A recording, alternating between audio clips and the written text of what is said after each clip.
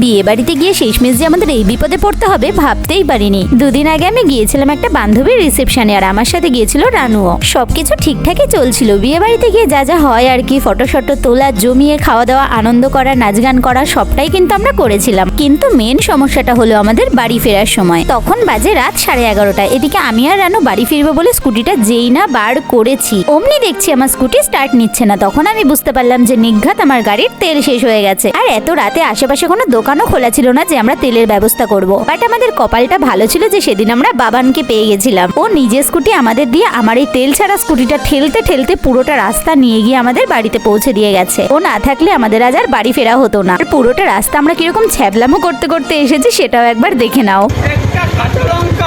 মাত্র 30 টাকা, মাত্র 30 টাকা, 30 টাকা, 30 টাকা, 30 টাকা। ওরে বাবা রে, রাত্রেবেলা জগিং করছে, জগিং। বাট ও না থাকলে আজকে আমরা বাড়ি আসতে পারতাম না, এটাই হচ্ছে কথা। Thank you, thank you.